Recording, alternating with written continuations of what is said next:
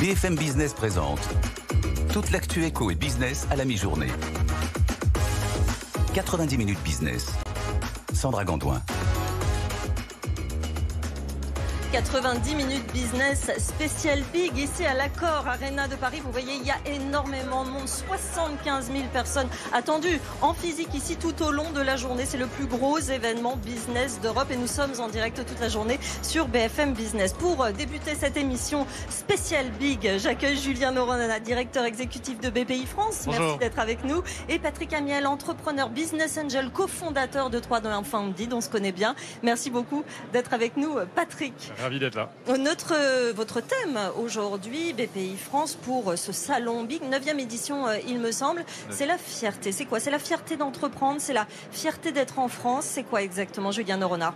C'est la célébration de la fierté, tout simplement. La fierté dans le sens où les entrepreneurs ont vécu des grandes années là, depuis la crise Covid, la transformation, l'énergie, aujourd'hui les grands enjeux de la transformation écologique et énergétique.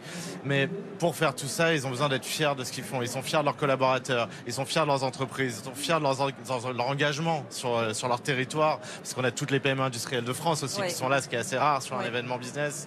Donc c'est ça la fierté, c'est l'idée de célébrer, et on voit le monde, on voit les gens positifs, les gens heureux, et c'est ça qu'on veut fêter aujourd'hui. 300 conférences, 1000 intervenants, je l'ai dit, 75 000 inscrits, mais il y a énormément de monde qui suit aussi cette journée à distance. Tous les thèmes business sont abordés. En quoi c'est important de réseauter, entre guillemets, de se parler entre investisseurs, entrepreneurs, entre tous ces acteurs de l'économie dans ces périodes particulièrement où les crises se succèdent?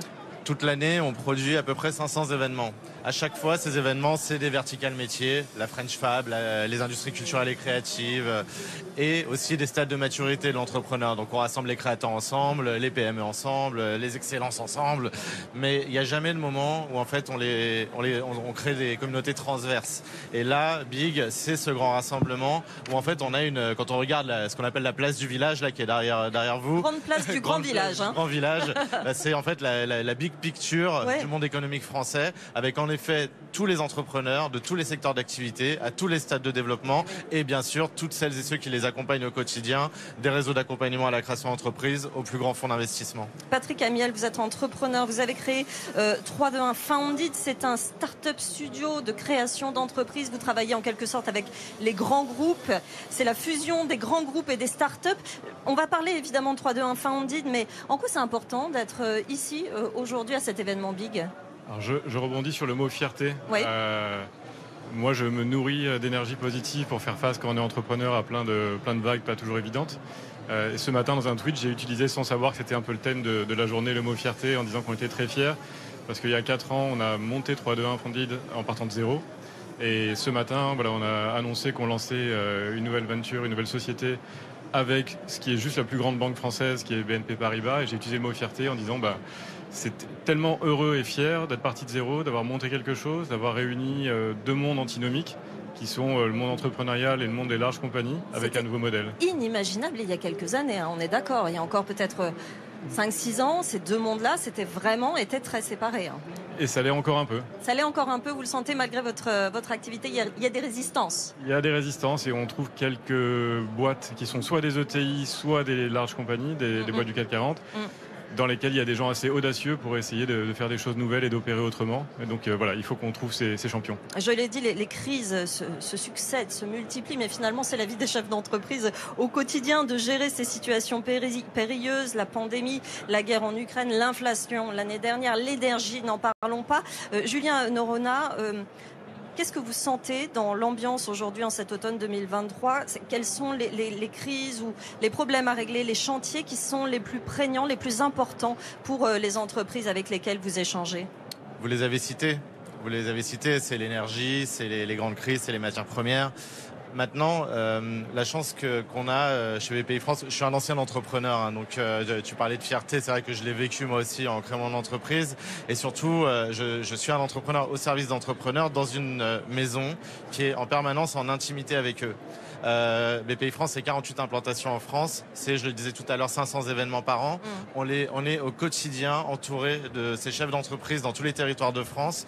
Et pour répondre à la question, ce qui moi me rend rend heureux et me galvanise et me donne envie de me lever le matin, c'est que malgré tout ce qu'on vient de dire, ils ont l'énergie permanente d'aller toujours plus loin, de vouloir continuer à se développer, de vouloir passer du temps avec leurs collaborateurs et les aider à grandir, de vouloir œuvrer pour leur territoire. Donc en fait, quand on leur parle, bien sûr, on est des Gaulois, on est des Français, on dit ce qui va pas et ils le disent fort, ils n'ont aucun problème pour le dire. Mais à côté de ça, quand vous êtes au quotidien avec eux, ils ont une énergie et une positive attitude qui est incroyable et ça c'est assez génial. Je pense que tu pourras confirmer. Patrick Amiel, vous vouliez réagir à cela aussi? Oui, je réagis totalement d'accord. Il y a une nouveauté quand même, c'est que ça pique sur le marché du financement. On va en parler, heureusement évidemment. qu'il y a pas mal d'acteurs, dont la BPI, qui sont là et qui jouent leur rôle justement d'amortisseur. Et c'est clé. Et on a la chance en France d'avoir ça. On s'en rend pas compte par rapport à d'autres pays. Mais pour être au bord de certaines boîtes et accompagner plein d'entrepreneurs, il y a une aversion au risque qui est développée de la part de beaucoup d'investisseurs. Il y a toujours de l'argent, mais avec un risque inverse, plus de difficultés à mettre sur des boîtes qui n'ont pas encore trouvé leur modèle. Oui.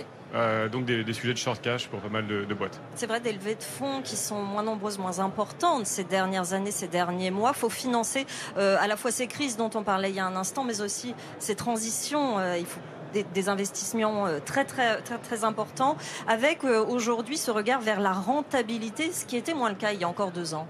Julien? C'est aussi une transformation d'un espèce de mindset où on se dit qu'on veut créer de la braise plutôt que des feux de paille et on regarde les entreprises en effet dans leur capacité de pérennité et de croissance. Moi, mon métier, c'est pour le coup, je représente BPI France, mais je suis pas dans le financement ou l'investissement. Mais ce que je fais au quotidien, par contre, c'est de la pédagogie et de la pédagogie sur peut-être des nouvelles formes d'investissement. On a un vrai enjeu de réindustrialiser le pays. On a un vrai enjeu d'accompagner les PME et les ETI à faire leur transformation écologique et énergétique. Et c'est vrai qu'aujourd'hui, on va orienter et on va faire de la pédagogie auprès du monde de l'investissement et aussi auprès des entrepreneurs pour prendre ces directions. Donc oui, c'est une période complexe, mais en même temps, on va accompagner des startups industrielles, on va oser ramener du produit en France, on va bien sûr continuer de financer l'innovation. Donc c'est un changement de paradigme, c'est de la pédagogie, mais c'est aussi pour un avenir plus durable. Patrick, vous aviez créé une marketplace il y a quelques années, vous êtes entrepreneur et puis il y a 4 ans vous avez créé 321 Funded pour, je cite, créer de nouveaux business en allant chercher la force des mammouths sans leur inertie, des projets que les entreprises, les grands groupes auraient pu faire eux-mêmes, mais finalement vous les convainquez de créer une start-up qui va créer cette valeur supplémentaire. Quelles sont les demandes? Est-ce qu'il y a des demandes spécifiques, des tendances dans les demandes qui vous sont faites par les grands groupes en ce moment?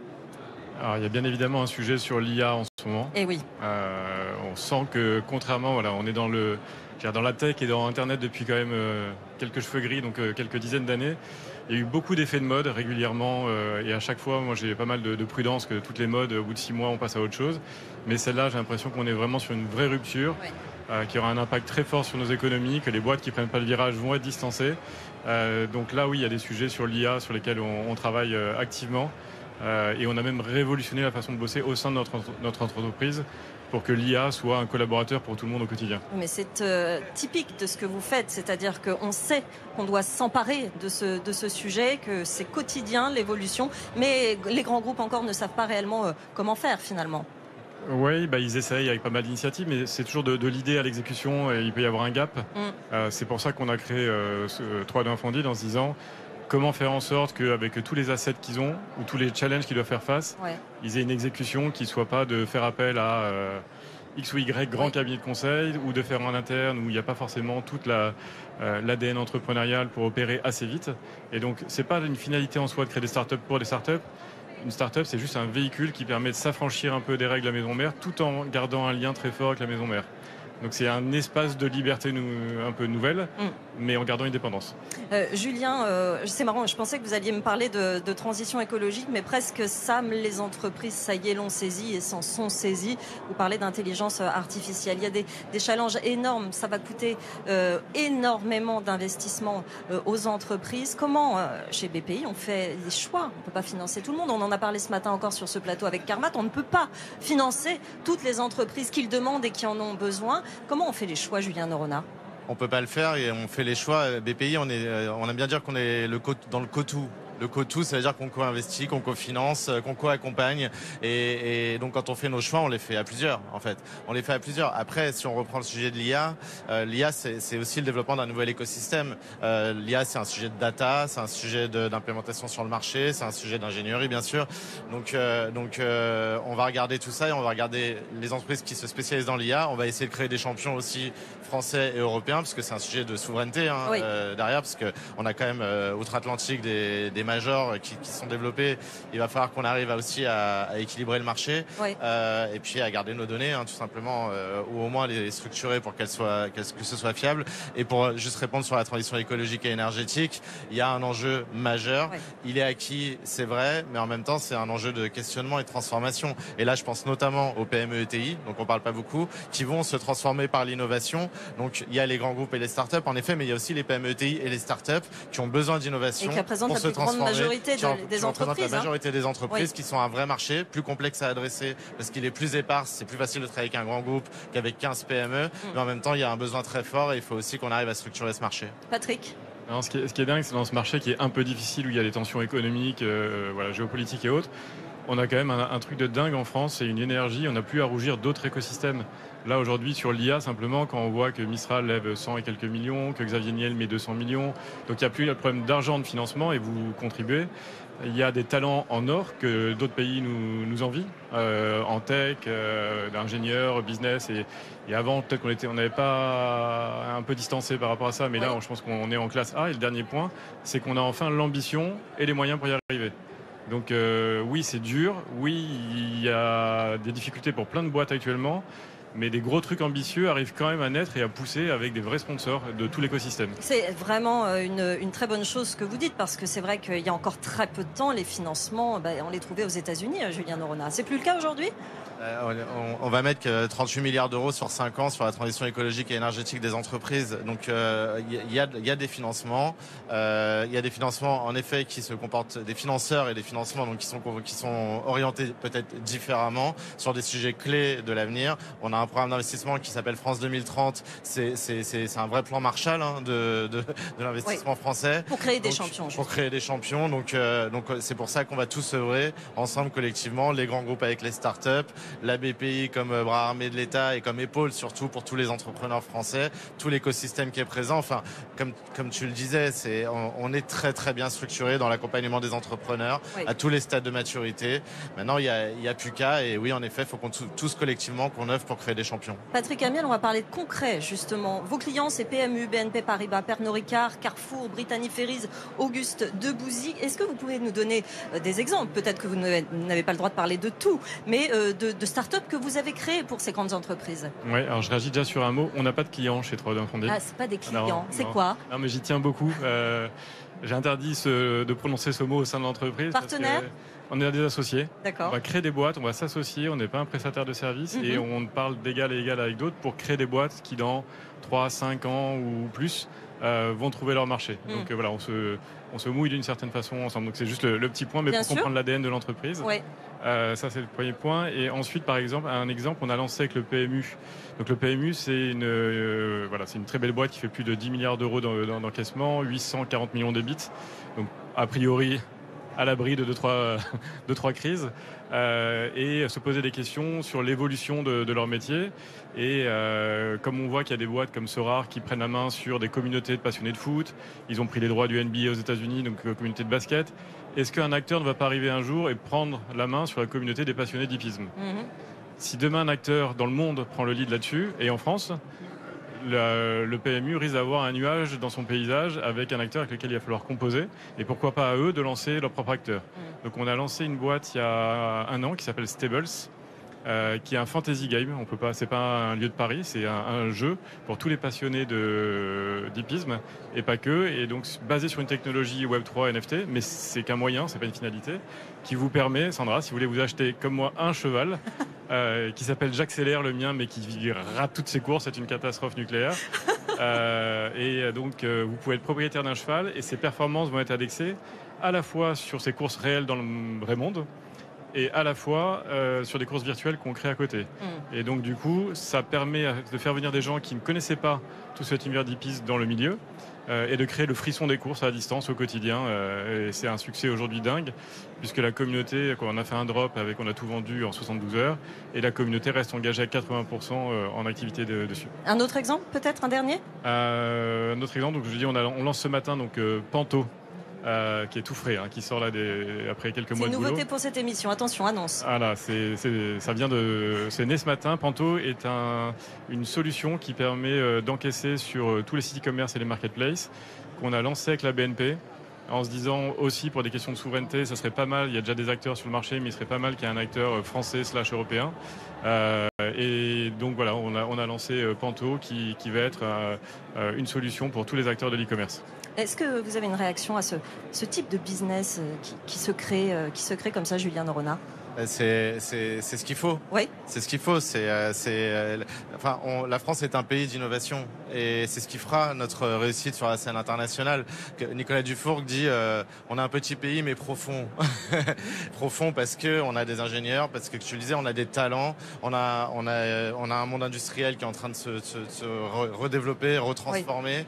Oui. Donc c'est l'innovation aussi qui va aider énormément de marchés à se recréer, et c'est par l'innovation que la France continuera de briller sur la scène internationale. Donc quand les grands groupes innovent, forcément ils inspirent, ils donnent envie aussi à d'autres, à tous les entrepreneurs qu'on peut voir ici, d'apporter aussi leurs solutions. Donc après, le matching doit être fait, c'est ce que vous faites, c'est ce qu'on fait, c'est ce que tout le monde essaie de faire ensemble, c'est ce que le hub de BPI France fait au quotidien entre nos participations et les grands groupes de notre écosystème. Donc oui, il faut de l'innovation et c'est de ça qu'on est fiers aussi. Ça innove, ça crée, ça discute, ça ne s'arrête pas. Le tout petit mot de la fin, Patrick Amiel? On a un pays magnifique, on a une énergie de dingue, il y a un monde ici incroyable. Donc moi très très heureux de l'écosystème, et je trouve qu'il y a pour des entrepreneurs qui ont plus de difficultés aujourd'hui, je les inviterai juste à aller voir des gens qui ont déjà fait, qui sont déjà pris des murs. Ça aide à traverser des périodes un peu difficiles et les portes sont toujours ouvertes. En moment difficile, le réseau à fond. L'importance du réseau et de l'échec, vous avez raison de le dire, tous les entrepreneurs le disent. Merci à tous les deux d'être venus sur ce plateau. Julien Noronha, directeur exécutif de BPI France qui organise cet événement big aujourd'hui, sur lequel nous sommes toute la journée sur BFM Business. Merci Patrick Amiel d'être venu nous voir, cofondateur de 321 Foundit, ce start-up studio de création d'entreprises.